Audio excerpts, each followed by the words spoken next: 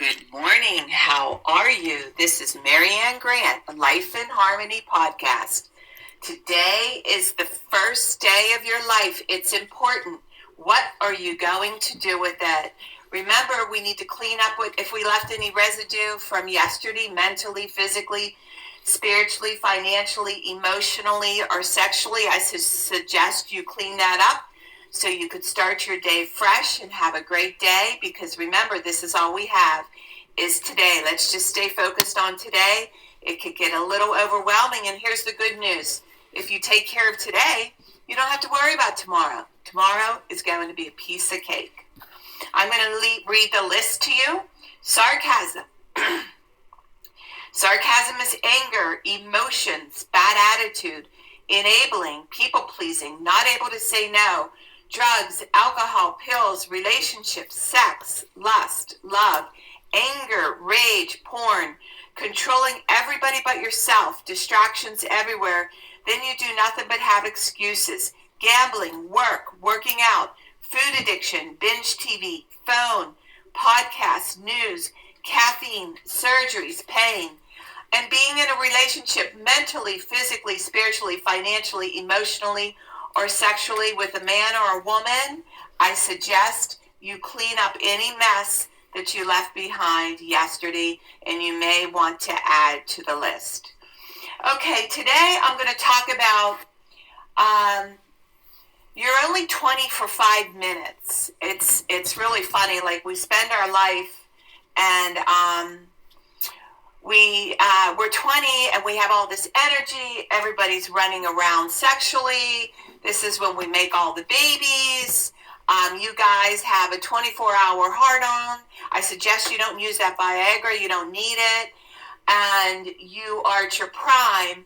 And what happens is, after your 20s, the body starts to age. The biggest aging is like from 30 to 60.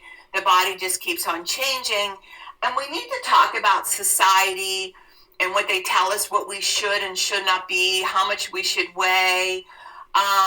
This is really a billions and billions of dollars business. They've been doing it for years, for generations, for decades, about how you should look, what size you should be. And it's a setup for failure. As long as you're eating healthy, drinking your water, being true to yourself, being good to your body, every body is different, and none of us can be treated the same. This is where you need to be your own doctor. I have a friend of mine where after Joe went away, and I was binging for a year with a sugar and flour addiction, and I couldn't stop. That was emotional. That was psychological. That was a hole that was so big with pain. I was using the food. There's a difference when you're using something as opposed to being healthy.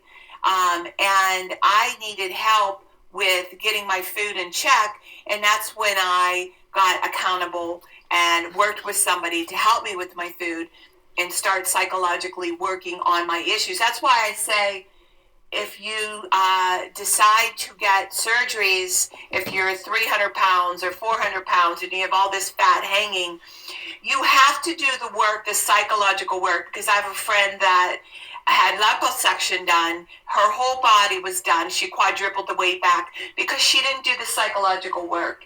And that's the lie that the doctors will not tell you. The doctors are not healthy themselves.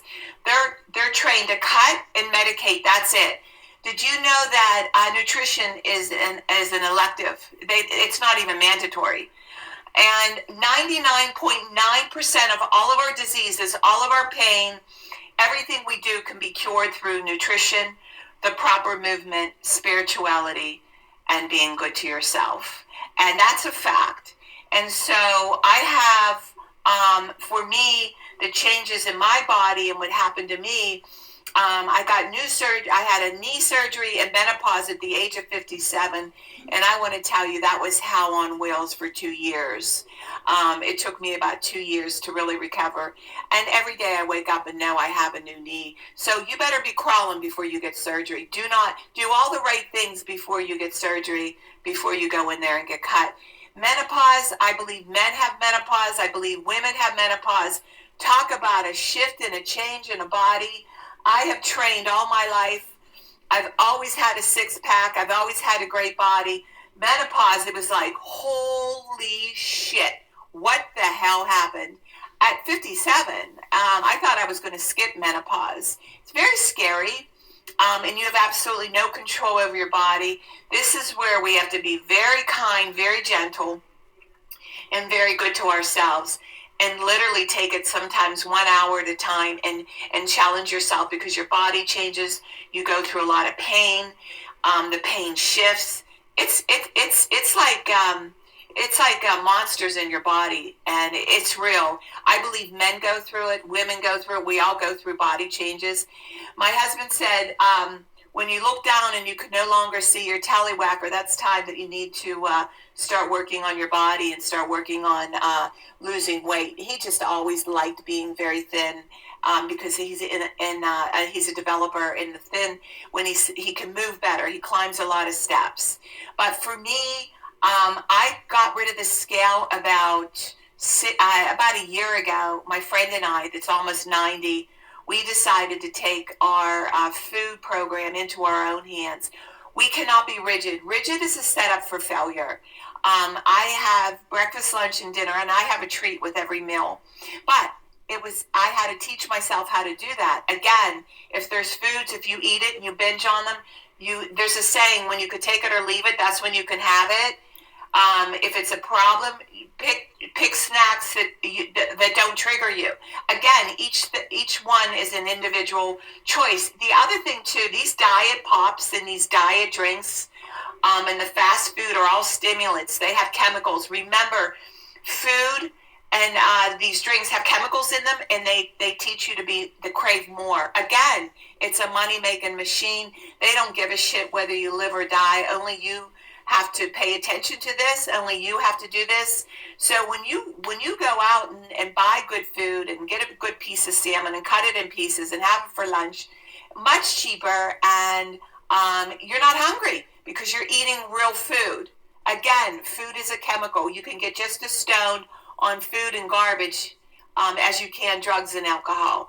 So the moral of all of this is, be your own doctor, take care of yourself, and I want you to clean out your closet, get a good haircut, make yourself smell good, feel good. Girls, put on some lipstick, and don't put anything on that makes you look ugly. We got to hang on everything we have, because when you feel like crap, my daddy taught me this. Marian, you go out there and you be your best. You look your best. You do your best.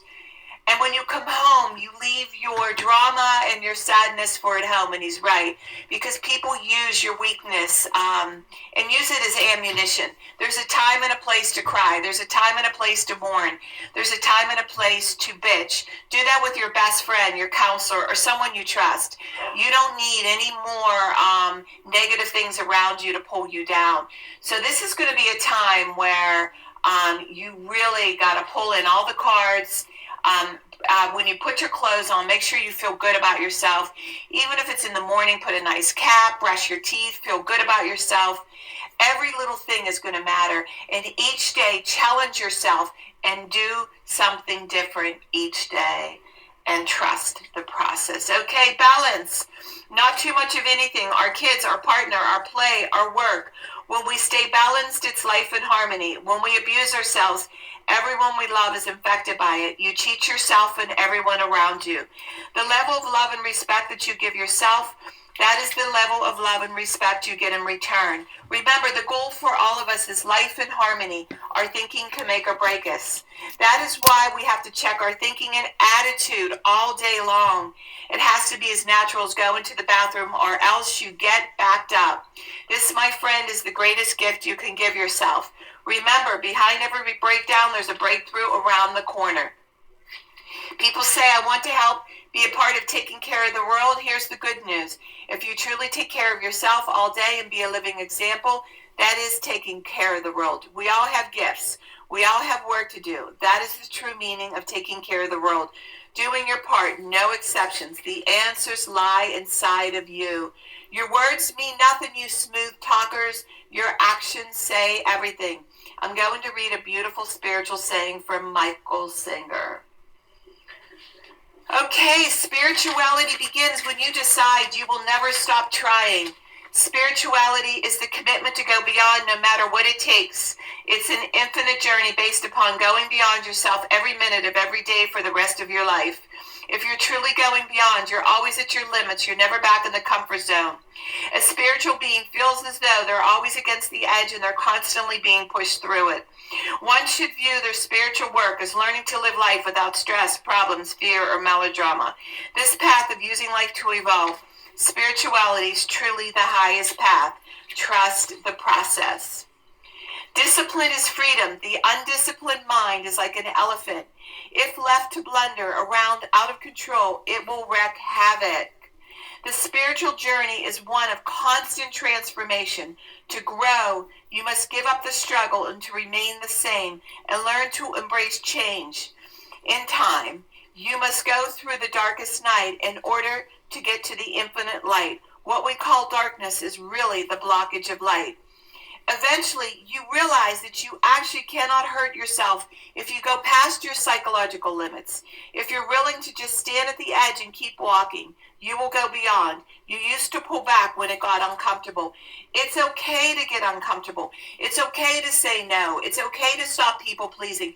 You don't have to do this anymore. Imagine the peace that you could experience if you weren't constantly creating and defending your false self. Beautiful. And trust your process, and each time it will get easier and easier for you. Now I'm going to read a little part of my book. All right. Aspirations. Honor, love, cherish, adore thyself before you can give it to someone else. Dress well. Stand proud. Don't let anyone get in the way of life or intimidate you. We are all special, and we deserve greatness and respect in our lives everywhere we go. First, we have to give respect to ourselves in order to receive it from others. In order to forgive someone, we should understand forgiveness is key to success. The gift we can give to our partners, children, co-workers, and lovers is to listen and communicate clearly where you both are coming from and leave the results up to your higher power. No one has to be right or wrong. We are all allowed to be individuals. Being an individual is what makes us unique and special. I love this. I literally have taught my children, my grandchildren, my daughter-in-law, my friends, people I love, my husband.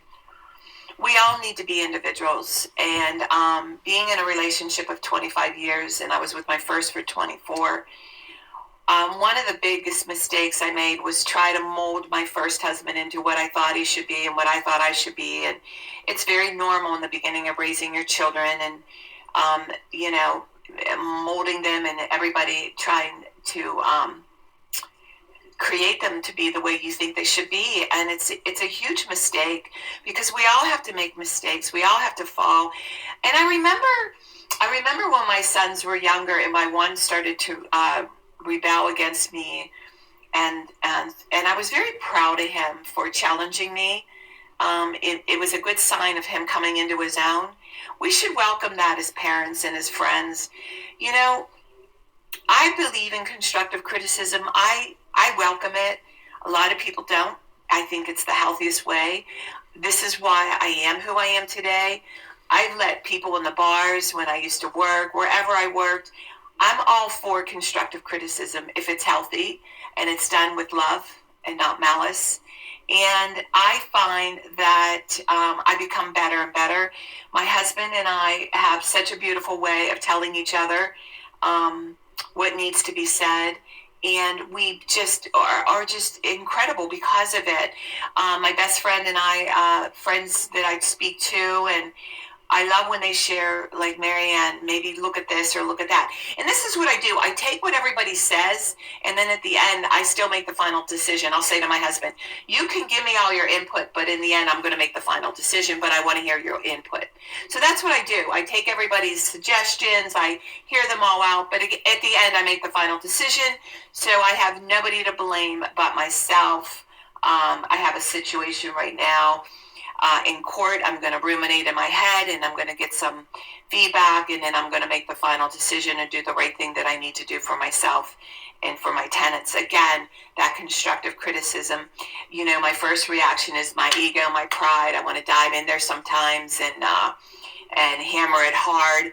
For me, is staying calm, waiting to do the next right thing, and being patient is a huge one for me, and trusting the process, knowing that if I do that, everything else will fall into place. All right, work on one thing at a time. Eventually, it will be a way of life. Don't do too much of anything. Balance is most important. Remember, do one of these for 30 days, and then in 12 months, you will be a different person in 1 year. I am clean and clear of all diseases and negative thoughts. What's controlling you? I accept today where I am powerless. I have control where I have choices. I will reach out for help and use my tools today. I accept today and understand the only person I can change or regulate is myself. I will take time to hug and kiss my loved ones around me. I will show my partner today how much he or she is appreciated, needed, and loved. I will speak up for myself today. Be true to ourselves and everyone. The answers lie inside each and every one of us. Everything we need to do is a practice and a discipline to master what we want. I will take charge of my life today and realize I am in charge of all my decisions.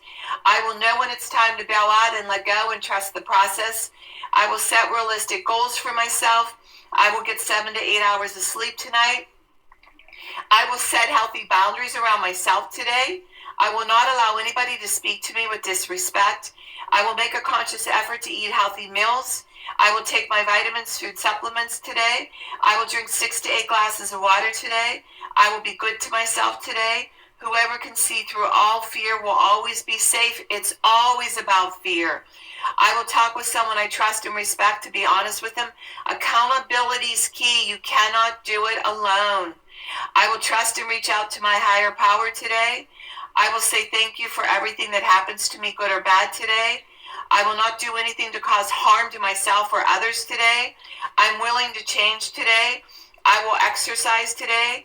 I will pray for the well-being of myself and others today.